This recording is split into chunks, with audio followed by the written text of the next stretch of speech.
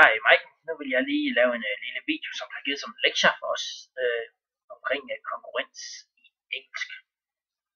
Den første regel er, at når subjektet står i tredje persons ental, så skal der s på verbet. Og hvis verbet ender på et o eller en visual lyd som s, ch, s, h, z eller x, så tilføjes det med es i stedet for bare et s. Så har jeg lavet to eksempler her på lige præcis det. Første eksempel, der står der the girl, som er i ental. Det betyder, at der skal s på verbet, som er yells. The girl yells at the TV. Nummer to eksempel, der har vi Kevin, som er subjektet, som også er i ental. Og så har vi go, som er verbet. Og fordi go ender på o, så skal der es på og ikke s på. Så Kevin goes to the TV. Første huskeregel for konkurrens er, at disse ord, everybody, somebody, anybody, nobody, everything, nothing, no one, og der er selvfølgelig også flere ord end det, de altid står i tredje persons ental. Så det vil sige, at der altid skal s på verbet, når everybody, somebody, anybody, nobody er subjekt. Huskeregel nummer 2 er, når sætningen starter med there. Det vil sige, at there retter sig efter subjektet, eller det retter sig efter verbet. What? I det første eksempel, der har vi there is someone in the building. Og someone, det er i tredje persons ental, så det vil sige, at der skal s på verbet. Så s, det er verbet, og det er og fordi det er someone, som er i tredje persons ental, så skal der s på det. Og det er det, der retter there så. Man skal altid rette efter, hvor mange der er i sætningen. I eksempel nummer 2, der har vi there are customers in the shop. Customers, det står i tredje persons flertal, så derfor skal det være are, og der skal ikke s på. Huskeregel nummer 3 er, at police og people er altid i flertal.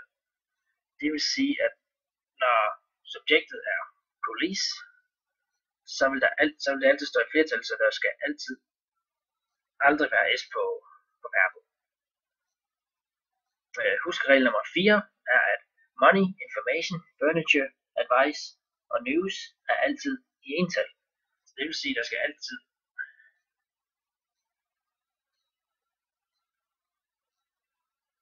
altid s på verbet. Fordi man kan ikke sige many monies.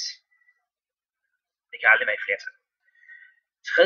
Femte huskeregel, der er det who, which og that kan være både i ental og i flertal. Det vil sige, første eksempel, at girls who ride to school are smart. Der er girls i flertal, det vil sige, at der ikke skal s på rides og ride. Fordi når man har et tredje persons flertal, skal der aldrig s på. Og who fører altid hen til antallet, der nu er i sætningen. I andet eksempel, der har vi the girl who rides to school are smart. Is smart. Og der er lige.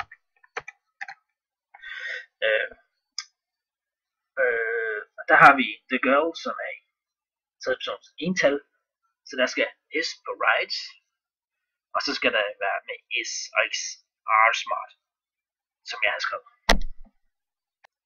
Huskeregel nummer 6 er, at lots of og a lot of kan være både ental og flertal. For eksempel her i eksempel 1. Lots of money was lost. Der ved vi fra før, at money, det står altid i ental, så der skal være was, og det skal s på. Og så har vi eksempel nummer 2. A lot of people are killed. Der ved vi fra før, at people, det er altid flertal, så det skal ikke noget s på, så det skal være are og ikke s. Killed. Huskeregel nummer 7 er om kollektiver, som government, crew, team, flock, herd, army. Der kan det både være ental eller flertal. Det kommer an på, om der tænkes på helheden, eller om der tænkes på den enkelte medlem af gruppen. I det første eksempel har vi The army was only going one way. Det vil sige, The army was only going one way. Der er der kun én her. Der er ikke flere her, der går én vej. Det er kun én her, der går én vej. I eksempel nummer 2 har vi Hertz have different jobs. Der står Hertz i flertal, så der skal selvfølgelig ikke være noget S. Og Hertz, det er jo flere Hertz. Og derfor skal der ikke være noget S.